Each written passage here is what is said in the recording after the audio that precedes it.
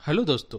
आज हम directional over current delay के बारे में डिस्कस करेंगे। इस वीडियो में डायरेक्शनल ओवर करंट डिले का जो ऑपरेटिंग प्रिंसिपल है, क्या होता है, वो हम डिस्कस करेंगे। उसके लिए हम एक सिंपल से एग्जांपल लिया है। वो सबस्टेशन ए और सबस्टेशन बी, उसके अंदर दो सर्किट है, circuit one and circuit two. ऊपर वाला जो है सर्किट वन और नीचे का वाला जो है सर्किट टू। सर्किट वन में एक फॉल्ट होता है पॉइंट एफ में। हम देखेंगे डायरेक्शनल फीचर्स के वजह से कैसे रिले सेंस करके वो फॉल्ट क्लियर करता है, वो हम देखेंगे। अगर सबस्टेशन बी के अंदर कोई सोर्स नहीं होता है, एक स्ट्रॉन्ग सोर्स सबस्टेशन ए के साथ जुड़ा हुआ रहता है, तो अगर एफ पॉइंट में जो फॉल्ट होता है उसके लिए जो करंट डिस्ट्रीब्यूशन है वो इस डायग्राम में शो किया गया है। अब देख सकते हैं सबस्टेशन ए से होकर फॉल्ट पॉइंट में करंट फेड करता है, और अदर सर्किट से जो करंट फेड होता है वो भी इस डायग्राम में शो किया गया है। सर्किट वन में दोनों रिले है और सर्किट टू में दो रिले है। सर्किट वन में जो रिले है वो ए और बी है। ए जो है सबस्टेशन ए के अंदर है और बी जो है सबस्टेशन बी के अंदर है। और सबस्टेशन सर्किट ए डैश और बी डैश के लिए जो रिले है वो सर्किट सबस्टेशन ए के लिए जो रिले है वो ए डैश, और सबस्टेशन बी के अंदर जो रिले है वो बी डैश। और एफ पॉइंट में जो फॉल्ट होता है उसके लिए जो करंट डिस्ट्रीब्यूशन है वो इस डायग्राम में शो किया गया है। अगर सबस्टेशन बी के अंदर लोड होगा तो सबस्टेशन बी के अंदर जो बी डैश रिले है वो बी डैश रिले ज़्यादा करंट सेंस करेगा कंपेयर टू बी रिले। और बी डैश रिले सेंस करने की वजह से बी डैश रिले ट्रिप कर जाएगा। लेकिन यहाँ पे डायरेक्शन जो है, डायरेक्शन फॉरवर्ड डायरेक्शन है। फॉरवर्ड डायरेक्शन मतलब towards the direction of the transmission line, जिसकी वजह से जो बी डैश जो रिले है वो रिवर्स डायरेक्शन में फॉल्ट सेंस करेगा, और ओनली जो ए और बी रिले है वो फॉरवर्ड डायरेक्शन में रिले सेंस करेगा, और एडस रिले भी फॉरवर्ड डायरेक्शन में फॉल्ट सेंस करेगा। लेकिन एडस रिले का जो टाइम डिले की वजह से वो एडस रिले पहले ट्रिप नहीं करेगा। पहले ए और बी रिले ट्रिप करके फॉल्ट आइसोलेट कर देगा। अगर बी रिले फॉल्ट आइसोलेट करने में असमर्थ रहता है तो एडस रिले ट्रिप करके वो फॉल्ट को आइसोलेट करेगा। जो डायरेक्शन जो होता है रिले का, और रिले का डायरेक्शन टुवर्ड्स द लाइन होता है। अगर लाइन का अंदर फॉरवर्ड डायरेक्शन में कोई फॉल्ट होता है तभी भी वो रिले सेंस करके वो फॉल्ट क्लियर करेगा, नहीं तो वो फॉल्ट सेंस नहीं करेगा, मतलब वो रिले का ब्लॉकिंग जोन में पड़ जाएगा।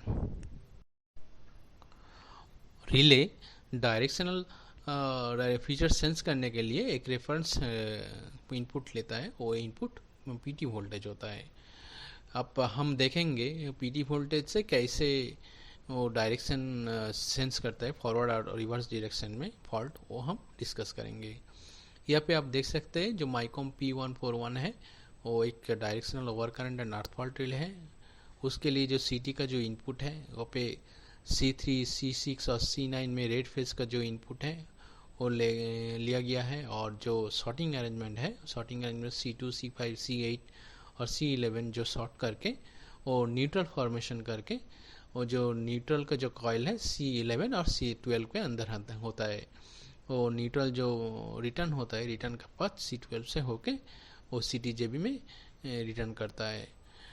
और PT का जो इनपुट है वो C19, C20 और C21 और C22 में वो PT का रेड, येलो और ब्लू और न्यूट्रल का जो फेज है वो इनपुट लिया गया है।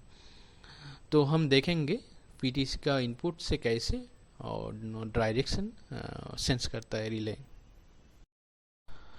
इस डायग्राम में लेफ्ट हैंड साइड में का जो पिक्चर है वो फेजर डायग्राम का पिक्चर है, और phasor voltage and phasor current का जो पिक्चर है वो शो किया गया है। अगर रेड फेज में कोई फॉल्ट होता है तो रेड फेज का जो वोल्टेज होता है वोल्टेज डिप करेगा। वोल्टेज अगर फॉल्ट पॉइंट सबस्टेशन से बहुत करीब होता है तो वोल्टेज बहुत ज़्यादा डिप करेगा। इसी की वजह से जो रेड फेज के फॉल्ट के डायरेक्शन निर्णय करने के लिए हम लोग जो रेफरेंस वोल्टेज लेते हैं वो हेल्दी फेज का लाइन टू लाइन वोल्टेज का रेफरेंस लेता है। यहाँ पे हेल्दी फेज है येलो और ब्लू, इसके वजह से जो हेल्दी फेज का जो लाइन टू लाइन वोल्टेज है और वी वाई बी वो लिया जाता है। और माइकॉम जो है, माइकॉम रिले में जो मैक्सिमम टॉर्क एंगल है और टॉर्क एंगल 45 डिग्री रेफरेंस से 45 डिग्री लीड करता है। अगर हम वी वाई बी से 45 डिग्री लीड करके फॉल्ट करंट का जो फेज़र है फेज़र पुट करेंगे तो मैक्सिमम टॉर्क एंगल का लाइन हम निकल पाएंगे।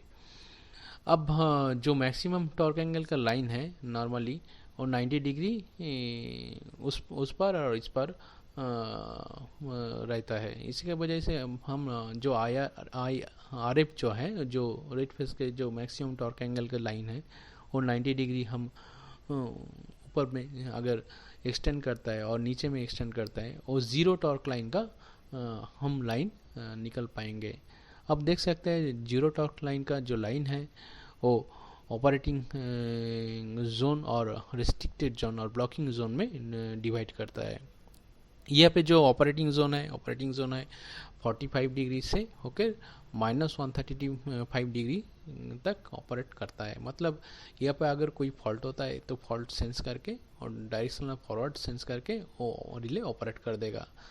अगर रिवर्स साइड में फॉल्ट होता है, मतलब जो वाइट जो रीजन है सर्कल में उसमें फॉल्ट होता है तो रिले सेंस नहीं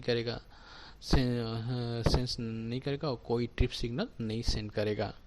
यहाँ पे जो कलर पोर्शन है जो ऑपरेटिंग रीजन है और जो वाइट पोर्शन है वो ब्लॉकिंग रीजन है। लेकिन माइकॉम में क्या होता है, एक्चुअली 5 डिग्री मार्जिन रहता है। इसी की वजह से जो ऑपरेटिंग रीजन है थोड़ा 5 डिग्री ऊपर और नीचे 5-10 डिग्री कम हो जाता है। इसी की वजह से जो ऑपरेटिंग रीजन है प्रैक्टिकली जो रेड फेज के लिए वो आ जाएगा 40 डिग्री से होकर -130 डिग्री हो जाएगा। वो इस डायग्राम में शो किया गया है। सिमिलरली अगर वाई फेज में फॉल्ट होता है तो वाई फेज का जो वोल्टेज हो वोल्टेज डिप करेगा। वोल्टेज डिप करने के वजह से हम जो वाई फेज का जो फॉल्ट के जो रेफरेंस फेजर है वोल्टेज वो हम हेल्थी फेज का लाइन टू लाइन वोल्टेज लेता है। यहाँ पे हेल्थी फेज है येलो रेड और ब्लू फेज।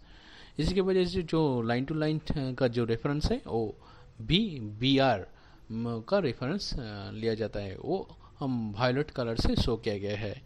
और जो मैक्सिमम टॉर्क एंगल का जो लाइन है वो 45 डिग्री लीड करता है वो रेफरेंस वोल्टेज से। जो अगर हम मैक्सिमम टॉर्क एंगल का लाइन हम ड्रॉ करेंगे वो IFY से शो किया गया है। और मैक्सिमम टॉर्क एंगल लाइन से हम 90 डिग्री दाहिने तरफ और बाएं तरफ हम लाइन को एक्सटेंड करेंगे तो ज़ीरो टॉर्क लाइन का जो लाइन है वो लाइन हम निकल पाएंगे। अब देख सकते हैं यहाँ पे ऑपरेटिंग रीजन और ब्लॉकिंग रीजन यहाँ पे शो किया गया है। जो ऑपरेटिंग रीजन है वो कलर पोर्शन का जो सर्कल है वो ऑपरेटिंग रीजन है। ऑपरेटिंग जोन आ जाएगा -75 डिग्री से होकर -255 डिग्री तक। मतलब इस जोन में कोई फॉल्ट होगा तो रिले सेंस करके ट्रिप करेगा। अगर जो वाइट पोर्शन का जो सर्कल है उसमें फॉल्ट होगा तो रिले सेंस नहीं करेगा और कोई ट्रिप सिग्नल नहीं सेंड करेगा। लेकिन माइकॉम में जो होता है, माइकॉम में जो मार्जिन होता है मार्जिन 5 डिग्री दाहिने तरफ और बाएं तरफ कम होता है। इसी की वजह जो ऑपरेटिंग रीजन है येलो फेज के लिए थोड़ा कम हो जाता है। वो -75 डिग्री से होकर -250 डिग्री नहीं होकर वो -80 डिग्री से होकर -250 डिग्री तक होता है। मतलब ऑपरेटिंग रीजन है 180 डिग्री से थोड़ा कम होकर 170 डिग्री होता है। सिमिलरली अगर ब्लू फेज में फॉल्ट होता है तो ब्लू फेज का वोल्टेज डिप करेगा। और यहाँ पे जो हेल्दी फेज है वो येलो और रेड फेज का जो हेल्दी फेज है उसका जो लाइन टू लाइन वोल्टेज है वो line to line voltage as a reference लिया जाता है। यहाँ पे रेफरेंस वोल्टेज है VRY। यहाँ पे जो VRY है वो जो वायलेट कलर से वो शो किया गया है। और जो मैक्सिमम टॉर्क एंगल जो लाइन है वो 45 डिग्री रेफरेंस से लीड करेगा। इसी की वजह से जो फॉल्ट करंट ब्लू फेज में जो शो किया गया है वो मैक्सिमम टॉर्क एंगल लाइन वो पुट किया गया है। और IFB से है 90 डिग्री ऊपर और नीचे हम लाइन को एक्सटेंड करेंगे तो ज़ीरो टॉर्क लाइन का जो लाइन है वो लाइन निकल पाएंगे। इसी के वजह से लेफ्ट साइड का जो कलर पोर्शन जो सर्कल है वो ऑपरेटिंग रीजन है। ऑपरेटिंग रीजन जो ब्लू फेज के वो आ जाता है -15 डिग्री से -195 डिग्री तक, और जो वाइट पोर्शन है वो रिस्ट्रिक्टेड रीजन और ब्लॉकिंग रीजन में पड़ता है। लेकिन माइकॉम में जो 5 डिग्री जो मार्जिन है, इसके वजह से ऑपरेटिंग रीजन से 170 डिग्री तक आ जाता है। इसी के वजह से जो ब्लू फेज का जो ऑपरेटिंग रीजन है -15 डिग्री से घटकर थोड़ा -10 डिग्री से होकर -190 डिग्री तक होता है। तो हम देख सकते हैं डायरेक्शनल रिले कैसे काम करता है, और डायरेक्शनल रिले कैसे वोल्टेज फेजर को रेफरेंस लेके वो जो ऑपरेटिंग रीजन और जो ब्लॉकिंग रीजन है वो कैसे सेग्रीगेट करता है। दोस्तों, अगर इस वीडियो का आपको पसंद आया तो आप इस वीडियो के लाइक कीजिए और मेरे चैनल को सब्सक्राइब कीजिए। Thank you.